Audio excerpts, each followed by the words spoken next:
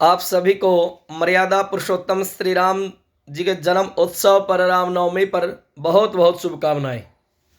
3 बातें आप श्री राम जी के जीवन से जरूर सीखें। वैसे तो उनका पूरा जीवन प्रेरणादायी है, सीख देने वाला है, शिक्षा देने वाला है, लेकिन मैं आपसे कहूँगा कि 3 बातें तो जरूर मर्यादा पुरुषोत्तम श्री राम जी से सीख लेनी चाहिए।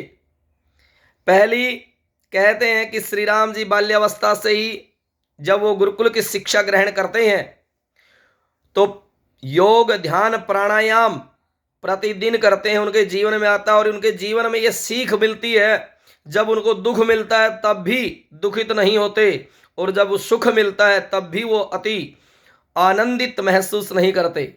कहते हैं कि योग ध्यान प्राणायाम से दुख सहने की शक्ति मिलती है। तो ये उनका जीवन मानसिक रूप से शारीरिक रूप से स्वस्थ ये दिखाता है कि श्री राम जी ध्यान योग प्राणायाम करते थे, तो आप भी करें, अपने शरीर को स्वस्थ रखें।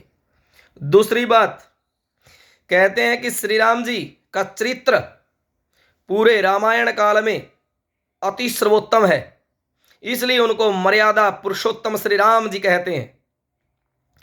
परस्त्री के बारे में, सुपर्णखा के बारे में क्या सोच थी उनकी, आप समझ ही गए होंगे। जैसे श्री राम जी का चरित्र था वैसे ही आप चरित्र बनाइए। अपनी पत्नी के अलावा दूसरी स्त्री पर, पर स्त्री पर गलत नजर मत रखिए, स्त्री के साथ में दुर्व्यवहार मत कीजिए, ये उनका चरित्र है। तीसरी बात, चोरी मत कीजिए, दूसरे के धन पे नजर मत दौड़ाइए।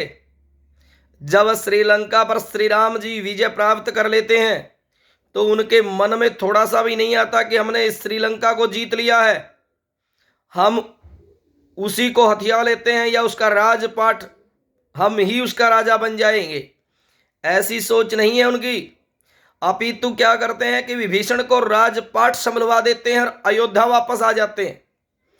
ये उनके त्याग की, ये उनकी ये सोच दिखाती है कि दूसरे के धन पर नजर नहीं डिगानी चाहिए।